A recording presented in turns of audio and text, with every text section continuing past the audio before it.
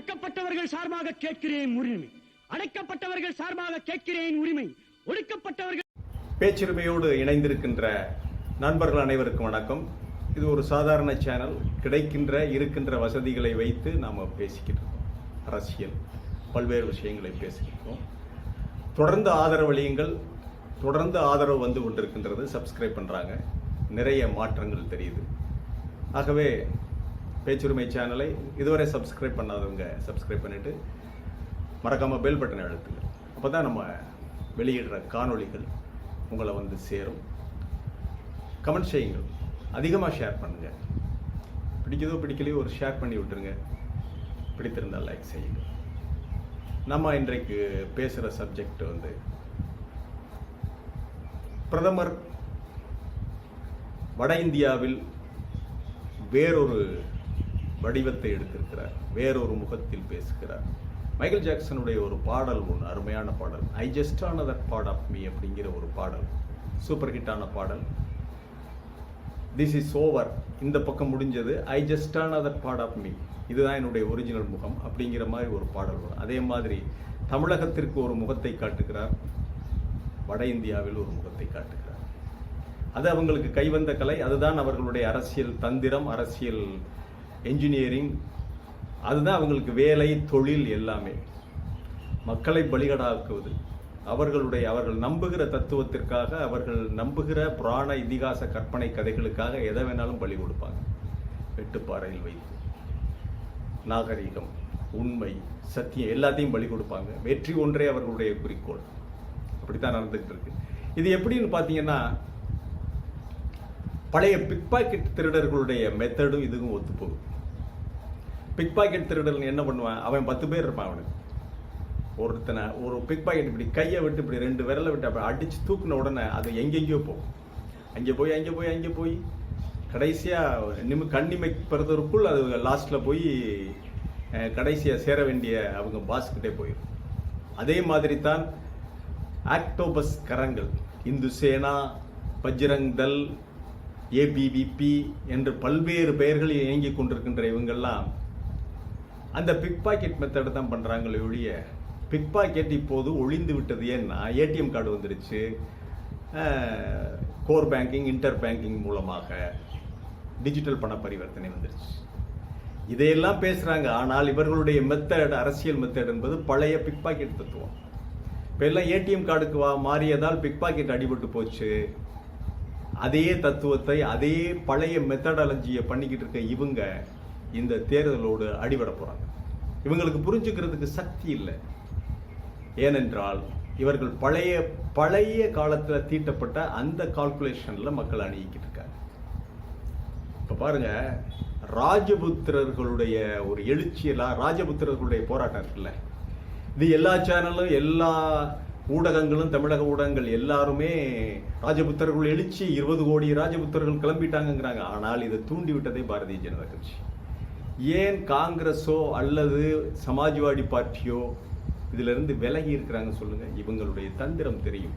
இவங்க தான் தூண்டி விட்டதுன்னு தெரியும். இப்ப ராஜபுத்திரர்கள் தங்களுக்கு, அவங்க எப்பவுமே கொஞ்சம் ஓரளவு அவங்க சுய ஜாதி பெருமை பேசுவாங்க. அவங்களுடைய இலக்கியங்கள், அவங்களுக்குன்னு தனியா ஒரு இலக்கியம் இருக்கு. ராணா பிரதாப் சிங்ல இருந்து, ராஜா தோடர்மால்ல இருந்து, பீர்பால்ல இருந்து நிறைய பேர் அவங்களுடைய ஐகான்ஸ் இருக்காங்க. அவங்கள பாடல்களாக, கலாச்சார பிம்பங்களாக இன்றும் வைத்து பாடிக்கொண்டிருக்காங்க. ராஜபுத்திர பெண்களுடைய அந்த தியாகம், அவங்க பண்ணின அந்த சதியை இவங்க எடுத்துக்கிட்டாங்க. அப்புறம் தீக்குளிக்கிறது, இதெல்லாம் அவர்களுடைய ஒரு பெருமையாக அவங்க பார்த்துக்கிட்டு இருக்கிறதுனால இவங்களுடைய இது மற்ற ஜாதிகளை எரிச்சல் அடைய வைக்கும். இது எல்லாருக்குமே தெரிஞ்சதுதான். அதனால என்ன பண்றான், வேணும்னே இதெல்லாம் திட்டமிட்டு பரப்புனதாங்க. அந்த எம்பி கேண்டிடேட் ஒருத்தர் ஊப்புவாரா, அவர் ரூப் தாக்கூர், அவர் பேசினதே திட்டமிட்டது தான். பாரதிய ஜனதா கட்சி எழுதி கொடுத்த டயலாக் தான் அவர் பேசியிருக்காரு, வேற ஒன்றும் இல்லை. இப்ப ராஜபுத்திரர்கள் ஒருங்கிணையும் போது என்ன ஆகும், அதற்கு எதிராக இவங்களுடைய கணக்கு என்னன்னா, குஜார், மீனா, இந்த மாதிரி கம்யூனிட்டிகள், பட்டேல், இந்த ஹிருதிக் பட்டேலுடைய பட்டேல் இருக்குல்ல, பட்டேல் ஜாதி, குஜார், மீனா, அப்புறம் இந்த பக்கம் யூபியில் ஜாதவ், இன்னும் சில குர்மி, இந்த மாதிரி பூமிகார், ஜாட், இவங்களையெல்லாம் ஒருங்கிணைத்து ராஜபுத்திரருக்கு எதிராக ஒரு பிம்பத்தை கட்டுறது மாதிரி மற்ற ஜாதிகளை ஒருங்கிணைத்து அதை அந்த ஓட்டை வாங்கிடலாம்னு சொல்லி கணக்கு போட்டு இவங்க வேலை செஞ்சுருக்காங்க. அதுக்கு தான் இவங்க தூண்டி விட்டாங்க. தூண்டி விட்டது எல்லாம் டயலாக் எழுதி கொடுத்ததே பாரதிய ஜனதா கட்சி தான். இது யதார்த்தமாக விளைந்ததில்லை. என்னையா ஒரு கேண்டிடேட்டுக்கு தெரியாதா? இதை பேசினால் பச்சையா சொல்றதுன்னா ஆங்கிலேயர்களுக்கு ராஜபுத்திரர்கள் தங்கள் பெண்களை கூட்டி கொடுத்தார்கள் அப்படிங்கிற அடுத்த கட்டம் என்ன பேசுவேன்? முகலாய மன்னர்களோடு அக்பரோடு எல்லாத்தையும் அவர்களோடும் அவர்கள் அந்த மாதிரி வேலையை செய்தார்கள்னு கொச்சையாக பேசுவார்கள் பாரதிய ஜனதா கட்சி. எவ்வளவு தனிமைப்படுத்த முடியுமோ அவ்வளவு தனிமைப்படுத்தி விட்டு அடுத்த மற்ற ஜாதிகளை எல்லாம் ஒருங்கிணைத்து ஓட்ட வாங்குறத அவங்களுடைய கணக்கு. ஆனால் இதை தெரிஞ்சுக்கிட்டாங்க. இப்ப ராஜ்புத் என்னன்னா இவங்க சமாஜ்வாதி பார்ட்டியோட ரொம்ப நட்பா இருக்காங்க. சமாஜ்வாதி பார்ட்டியோட அவங்க ரொம்ப ஐக்கியப்பட்டு அந்த பார்ட்டியோட அவங்க தங்களை இணைத்து கொண்டு கொஞ்சம் கொஞ்சமாக வந்துக்கிட்டு இருக்காங்க. அது போக அரவிந்த் கெஜ்ரிவாலுடைய கட்சி ஆம் ஆத்மி இப்படி இருக்காங்க அவங்க ராஜ்புத்ஸ். அதனால் இவர்களுக்கு எதிராக மற்ற ஜாதிகளை இணைக்கலாம்னு சொல்லி தான் இந்த கலவரத்தை தூண்டி விட்டது பாரதிய ஜனதா கட்சி. இப்போ தெரியுதா? இது நம்ம கத்திகள் இருக்கிறதுல வேலையே இல்லை, அது அவங்களுடைய என்ஜினியரிங். ஆனால் இன்றைய தகவல் தொழில்நுட்பத்தில் பாரதிய ஜனதா கட்சி மேல் இருக்கின்ற அதிருப்திக்கு எதிராகத்தான் அவங்க ஒன்றிணைவார்களே தவிர ராஜ்புத்துகளுக்கு எதிராக எல்லா ஜாதியும் ஒன்றிணைந்து களத்தில் நிற்கக்கூடிய அவசியம் இப்போது இல்லை. ஆகவே பேக் ஃபயர் ஆயிடுச்சு இது. அதனாலதான் இப்ப இது ஒர்க் அவுட் ஆகாது அப்படின்னு தெரிஞ்ச உடனே பிரதமர் என்ன பேசுறாரு? நார்த் இந்தியாவில் போய் மீண்டும் காங்கிரஸ் ஆட்சிக்கு வந்தால் ஏழை எளிய பெண்களுடைய தாலி சரடுகளை அவிழ்த்து கைப்பற்றி பறிமுதல் செய்து அதை சிறுபான்மையினரிடம், இஸ்லாமியர்களிடம், கிறிஸ்தவர்களும் கொடுத்து விடுவார்கள். ஏன் சீக்கியர்களையும் சேர்த்துக்கிற வேண்டியதானே? அந்த பேச்சு அங்கே பேசுறாரு. நீதான் எல்லாத்தையும் ஏற்கனவே தாலி சரடையெல்லாம் அத்துட்டே இல்லை.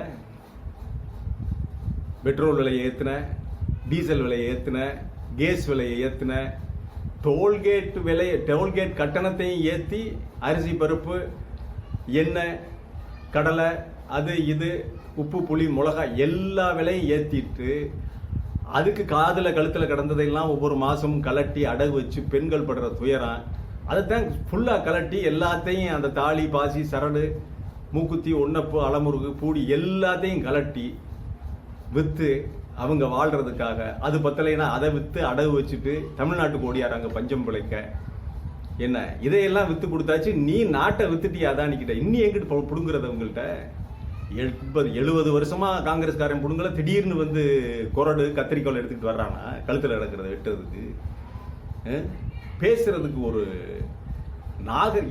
ஓட்டுக்காக எதை வேணாலும் பண்ணுவாங்க சார். ஓட்டு கிடைக்குதுன்னா எப்படி வேணாலும் பேசுவாங்க. இவங்களுடைய யோக்கியதை இப்ப தெரியுதா? இவங்களுடைய யோக்கியதை வாக்குகளை வாங்கி தேர்தலில் வெற்றி பெறுவது ஒன்றுதான் அவங்களுடைய குறிக்கோள். அவங்க மிகப்பெரிய புரட்சி இதெல்லாம் அவங்களுக்கு தேவையில்லை. முடிந்த வரைக்கும் அந்த விஸ்வகுரு அந்த மெத்தட்ல வர்றவங்க எதை செய்தாவது வெற்றி அடைய வேண்டும். வெற்றி அடைவதற்கு எந்த அளவுகோலும் இல்லை. யாரை வேண்டுமானாலும் குழிபறித்து தள்ளிவிடலாம், எப்படி வேண்டுமானாலும் குற்றம் சாட்டலாம். பொய்யான தகவல்கள், பொய்யான பரப்புரைகள், இட்டுக்கட்டிய காட்சிகள். அதுக்கு தான் வாட்ஸ்அப் பல்கலைக்கழகம் வச்சுக்கிட்டு அந்த போட்டோஷாப்ல எல்லாம் குலுமால் பண்ணி திரித்து இதையெல்லாம் ஒரு தொழிலாக இளைஞர்களுக்கு, பெண்களுக்கு கற்றுக் கொடுத்து அவங்களுக்கு சம்பளம் கொடுத்து வேலை பார்க்குறானே. அப்ப இதுக்கு தானே எலக்டோரல் பாண்ட்ல திருடி இருக்கேன், PM கேர் ஃபண்டில் திருடி இருக்கேன். இப்படியெல்லாம் செய்து ஆட்சியை பிடிப்பதற்காக பகல் கனவு காண்கிறார்கள். சிலரை சில நாள் ஏமாற்றலாம், ஆனா எல்லா நாளும் ஏமாற்ற முடியாது. ஆகவே இந்த விஷயத்திலும் பாரதிய ஜனதா கட்சியும் திரு மோடி அவர்களும் தோற்று போய்விடுவார். காங்கிரஸ் கட்சி மற்ற கட்சிகள் ஆட்சிக்கு வந்தால் என்ன அந்த நாட்டில் அரசியல் சட்டம் இல்லையா? கோர்ட் இல்லையா? கழுத்தில் கிடக்கிற தாலி அப்படியே அத்துக்கிட்டு போய் அப்படியே இந்தா அப்படின்னு இஸ்லாமியர்கள்ட்ட கொடுத்துருவாங்களா? பேசுறதுக்கு ஒரு நாகரிகம் வேணாம்? எவ்வளவு கடைந்தெடுத்த அயோக்கியத்தனம், பச்சை வடிகட்டிய அயோக்கியத்தனத்தை எல்லாம் இவங்க பேசிக்கிட்டு இருக்காங்க. ஆனால் நாட்டு மக்கள் புரிந்துதான் இருக்கிறார்கள். அந்த மாதிரி பேசுகிற அளவிற்கு ஏன்னா அவங்களுக்கு இந்த பழைய என்ஜினியரிங் மெத்தட் தான் தெரியும், பழைய பிக் பாக்கெட் மெத்தட் தான் தெரியும். மற்ற புதிதாக எதையும் சொல்லுவதற்கு அவர்களிடம் வக்கில்லை, அறிவில்லை, அயோக்கித்தனம் மட்டும்தான் மிஞ்சி இருக்கிறது. சட்டியில் இருந்தால் தானே அகப்பையிலே வரும், இங்கே ஏதாவது இருந்தால் தானே வரும். ஆகவே பாரதிய ஜனதா கட்சிக்கு தோல்வி பயம் வந்துவிட்டது. அதனால்தான் இப்படி பிதற்றுகிறார்கள், உண்மைக்கு மாறாக பேசுகிறார்கள். இவர்கள் பழைய பிக் பாக்கெட் திருடர்கள். ஏடிஎம் வந்ததால் எப்படி இவங்க ஃபேஷன் அவுட் ஆனாங்களோ அந்த மாதிரி அவுட் ஆகி நிற்க போகிறாங்க இந்த தேர்தலில். மீண்டும் ஒரு காணொளியில் உங்களை சந்திக்கிறேன். இது வாய்ஸ் ஆஃப் தமிழ் வழங்கும் பேச்சுரிமை சேனலுக்கு மீண்டும் அன்போடு அழைக்கிறேன். சப்ஸ்கிரைப் பண்ணிட்டு மறக்காமல் பெல் பட்டனை அழுத்துங்கள். கமெண்ட் செய்யுங்கள், ஷேர் செய்யுங்கள், பிடித்திருந்தால் லைக் செய்யுங்கள். நன்றி, வணக்கம்.